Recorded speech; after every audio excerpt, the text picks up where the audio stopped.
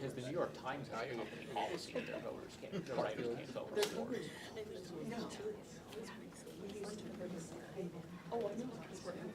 After the sale. No. Okay, because the New York Times.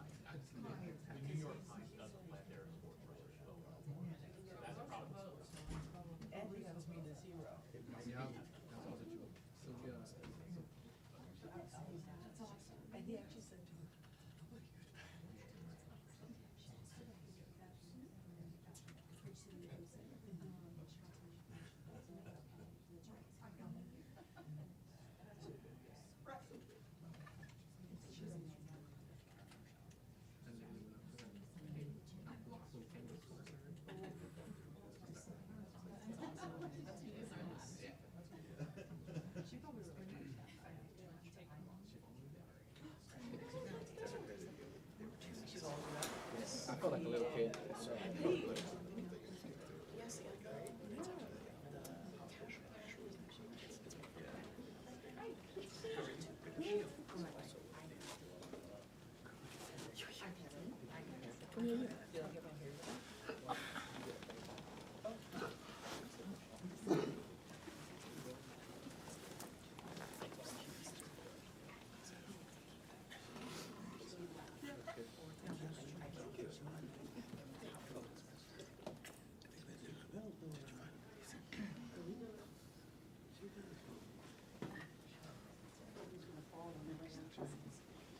Woo!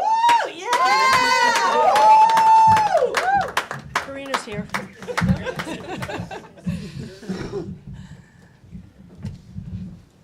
Well, welcome everybody.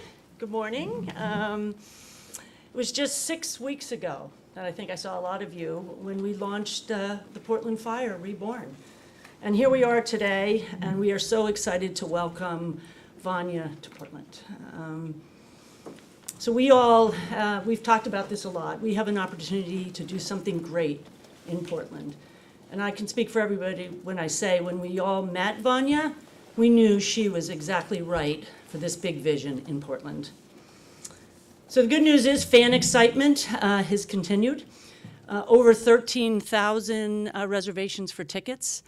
And a bunch of us were out in the community this weekend at a street fair, and the energy, the excitement around the team is growing. And you've heard us all talk about the fans, right? It's the thing that makes Portland so special. So Portland, it's a city of bridges. And these bridges connect an amazing set of communities, very diverse communities.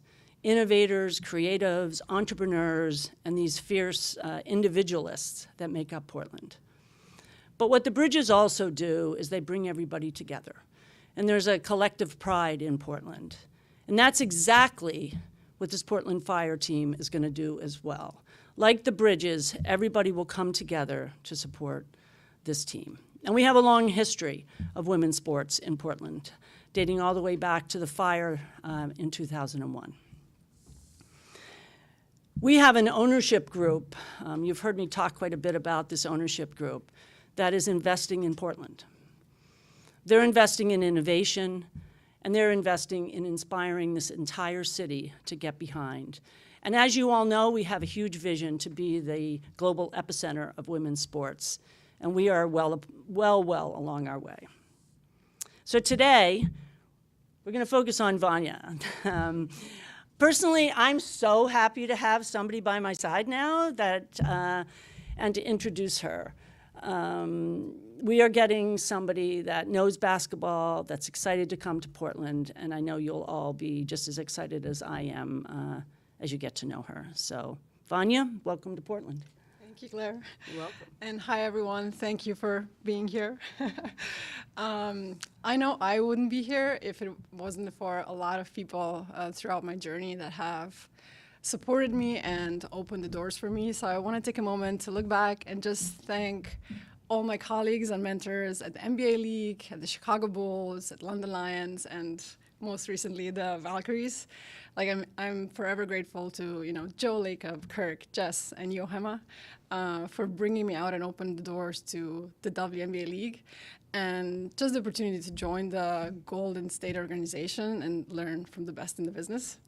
I also want to thank my family, my friends, who have supported my passion and chasing my dreams, which meant jumping countries, jumping continents, jumping jobs, and have always been there for me, no matter the time zones, no matter the distance. They were always there for me when I needed them. And now to the new chapter. Super grateful to Raj Sports, to Batal family, and for Lisa, Alex, Mike, Claire, for inspiring me with your vision during the interview process, and now trusting me with this important role. I'm incredibly excited to join this passionate team that doesn't shy away from, big goals. And I'm excited to start building this franchise from ground up. Yeah, I've learned throughout the process of the interview process as well that this is not just about basketball, and it's not just about launching this new franchise, but it's also about reigniting the fire, connecting with the community here, which is super passionate about not only women's basketball, but women's sports, about building new bridges with our partners and inviting new fans that might have not joined our mission yet. But most importantly, we want to create an environment for athletes where they can not only survive, but thrive. So I'm super, super excited to get to know Portland a little bit better, go out into the community, and share this passion for women's sports and women's basketball. So thank you. Okay, let's go. Woohoo! Yeah. We'll open it up to questions. So is he on me? Hi, my name is Demi. I'm a reporter with Portland Business Journal. Vanya, I was just curious, obviously you spent some time with the Valkyries. They're a relatively new team to the W. What experience do you think you bring as working with one of the newer teams in the W to the Fire? Yeah, I mean, I'm super grateful for the year that I had with the Valkyries. I've learned a lot about just building the culture, how to set up, the foundations of the team. Also with the London Lions, it's mostly about focusing about bringing good people in, but I also don't believe in copy paste. I think every city is different, every community is different, so I think we need to kind of carve out our own path and just build our own destiny. But I'm sure the experience will be tremendous for me going forward. Devin Haskins with KGW News. With the CBA still being negotiated and players saying that they don't think that they'll reach the deadline by the end of October, just kind of how do you feel that that impacts the whole process of the players, getting players to come here, plus any news on, I know you just started or starting soon, but also the coach and what that process will look like? Okay, I will tackle the coach first. That's definitely one of my first priorities when I start this job. It's going to be crucial that we bring someone, that's going to be a leader on court as well and kind of help us build out a strategy and the vision for how we're going to look on the court. And then regarding the CBA, we're all in the same boat. We don't know what's going to happen. So there's a lot of unknowns. For us, I think it's best to plan as if the negotiations are going to be done on time. So we're planning for the expansion draft to go forward, similar to last year in December, and then free agency probably February. If that doesn't happen, then we're going to have to pivot and just be ready for the unknown. Brenna Green, Point 6. Just what does your ideal roster look like for you? The one that can win the most games. There we go. They told me to be simple. Sean Eichen, Rose Garden Report. Vanya, do you have any kind of sense of how quickly you're going to build out, besides the coaching part of it, how quickly you're going to build out your own front office staff and kind of what you want your staff to look like, how big you want your staff to be, stuff like that? If there's one thing I also learned from the Valkyries is everything is fluid and things don't go the way you're planned. So, of course, the hiring the head coach is going to be our priority, and then helping to build out the BOps team and analytics team to help us with scouting going into the expansion draft. But you never know about the timeline. People have certain obligations that they have to kind of clear out their calendars. So, yeah, hopefully before the expansion draft. But I don't want to give myself a deadline that we won't be able to follow. Joe Freeman with the Oregonian. I wonder, your philosophy on scouting talent players. Are you more analytics driven? Are you more eyeball basketball driven? Is a combination? Can you just speak to how you evaluate players and how you go about, massing a roster? Yeah, I would definitely say more eyeball driven, just because I guess in Europe we're not so analytically heavy just because of the lack of resources. So that's where I learned when I entered the Bulls. This was where the analytics came into the fold for me.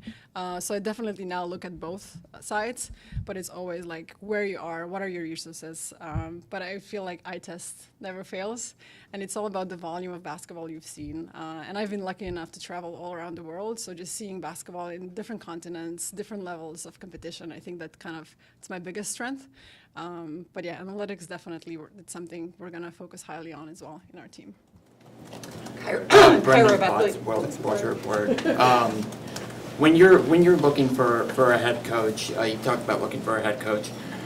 What sort of vision are you looking for a head coach, and what kind of culture are you looking to establish in looking for candidates? Definitely looking for someone that's going to be a strong leader with a huge basketball IQ and will empower players to make decisions on their own. I'm looking for someone that will build an environment where players will be encouraged to be problem solvers, not a coach that will try to give all the solutions to players. So that's kind of my hope to go into that direction. Kyra Buckley with Oregon Public Broadcasting. When you look to building your coaching staff, you have the blessing of doing it at a time during a lot of expansion for the WNBA. I'm wondering what some of the challenges are in attracting that coaching staff to a team here in Portland. We know that Portland is still a little slow to rebound from the pandemic economically, and it can be challenging to attract talent here. What do you see as your challenges and your goals? I don't see challenges. If you would see my phone and how it's blowing up with people raising their hands to being head coaches or assistant coaches, I think our challenge is going to be filter out people and actually selecting the right people for our organization. So, yeah. Bill Oram with the Oregonian. Vanya, along the lines of attracting talent, can you describe what it was that attracted you to this organization? What you said you were inspired kind of by the vision from Lisa and Alex and Claire. What sold you on this being the right place for you to continue your career? It's all about how they envisioned investing in women's sports, not only in basketball, but also that they're, the only owners that are having now twofold portfolios with the soccer team, or soccer, sorry, let's stick to soccer. Soccer team.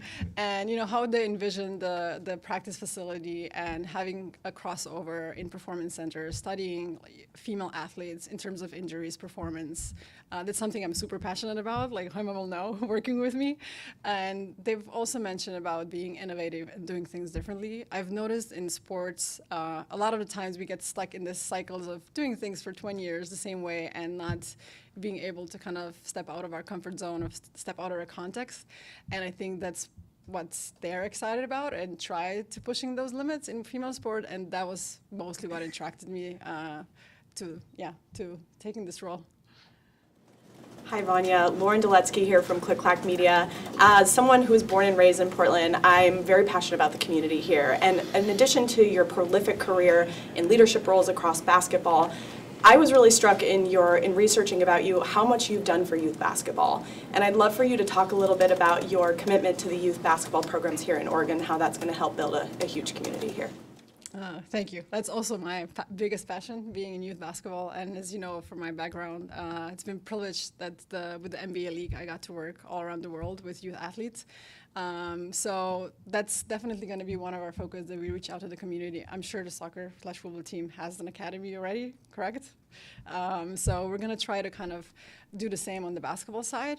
I think it's very important that we inspire young generations, boys and girls, to kind of go into sports, whatever there is, and they just try to stay away from the screens and the social media, and just keeping them in sports and trying to get them making decisions I'm huge in players and athletes making decisions on court, because I feel like that translates into life and all the life skills that you can learn through that. So I'm huge advocate of that. For Claire, about 2 months ago, hiring a GM for a WNBA team probably wasn't on your radar of things you were going to be doing this summer. Just what has this process been like for you, and what have you learned about hiring a GM? Well, first of all, we got somebody great, so that's the first step. And I feel great because I'm not having to answer all the questions now today, and everybody's focused on Vanya, which is great. And no, I think we're going to make a great team.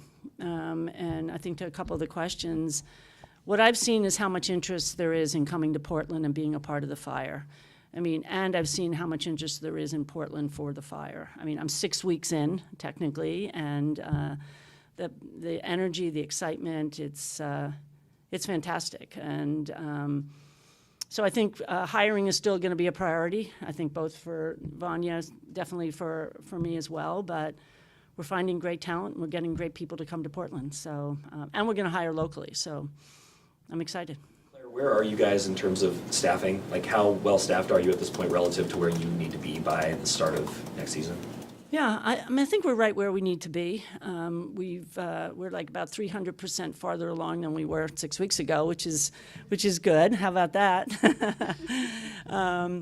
No, I mean, we're making progress. I think we got like one of the top heads of ticketing and ticket services in the entire industry that came here. Kyle is the audience, worked at the Liberty. We are accelerating on that. We've got a big focus on that. We've got Vanya in place. So I think we're right where we need to be, and very excited. But we still have more work to do on hiring, but we're making progress. You're still technically the interim president.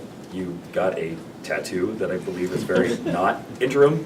Have you had conversations about making this permanent? You've made some comments that made it seem like you're kind of in this for the long haul. I just was curious for your perspective on your runway here. I'm definitely in it for the long haul, but I haven't really had enough time to have any conversations about the word interim. But I think the tattoo kind of says it all. But no, it's good. I mean, I'm all in. I mean, I'm a Portlander. I mean, when I retired from Nike, I said I wanted to work in women's sports and do something great in Portland, and this is ticking all the boxes, Bill. So I'm very, very excited about being here. So. Is that on the? No, the book is. Oh yeah, the book's happening. Oh yeah, the book's happening. It's actually almost done. So. Yeah, very excited. Back to the eyeballs and evaluating talent. I guess 2 questions. What are the traits and qualities you look for in a player when trying to build a roster? And then just your experience in international basketball and what you did at Golden State, your experience there, will that continue to be a primary focus when you build this roster, international talent? What we did in Golden State.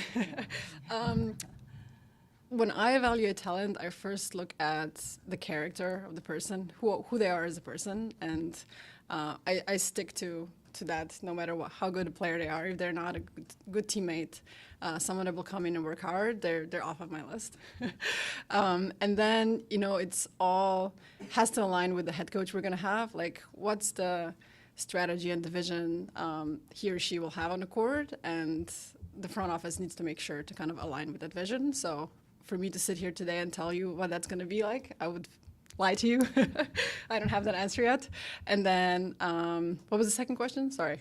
Your international experience and the impact that might have on the roster. For sure. I think my advantage is that I've spent years in Europe. You have highly competitive leagues in EuroLeague, Eurobasket, French League, Spanish League, so Turkish League, where all the best talent plays there. So just having that volume of games and knowing the players and the coaches, I think it's hugely beneficial. I know the teams here are catching up as well. A lot of teams have scouts now in Europe. So I feel like coming from there and just having a relationship with players and coaches, it's probably an advantage that we're going to have. We can take 2 more. This one would probably be more for Claire. You weren't here when they broke ground on the practice facility, but is that, how's the progress going on building that? And is that going to be ready to go before the start of the inaugural season? Yeah, thanks, Sean. As we've been saying, the practice facility is going to open in phases, and we're excited about phase 1. and hope to have that open when Thorns begin their season. But we'll definitely be in phases, and but we're excited about it. What does phase one look like? What will be open during phase one? That's a good question. I think for now, for sure, progress is being made on the Thorns side. I don't know that I haven't been out there recently. We haven't actually broken ground yet on all of the buildings, but we're making progress, so, but we'll be ready.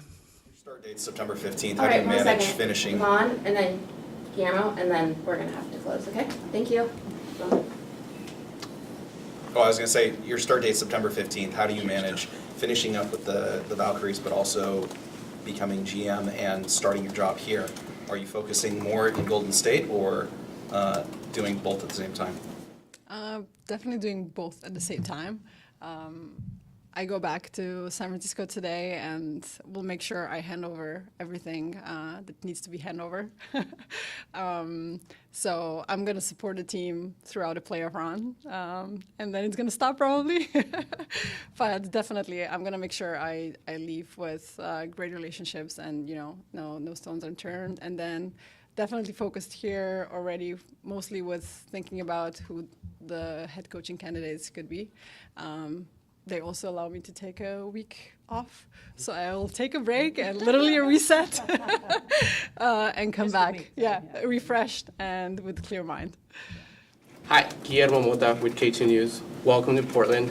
One of the talks this year has been the Moda Center, and I hate to look so much in advance when you're still hiring, and this is a question for either of you, but does it linger in the back of your head, the future of the Moda Center? I just had a conversation with the mayor of Portland, Keith Wilson, that he wants to reimagine the Moda Center. How much will you have an input on restructuring the Moda Center, and is there a possibility that you could play elsewhere past 2030? Yeah. And right now, we're focused on the first season, which is going to kick off next May in the Moda Center.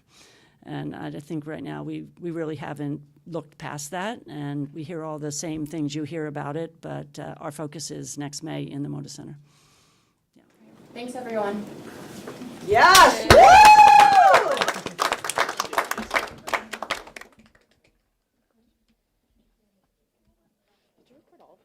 Just all of those questions, yeah. Great work.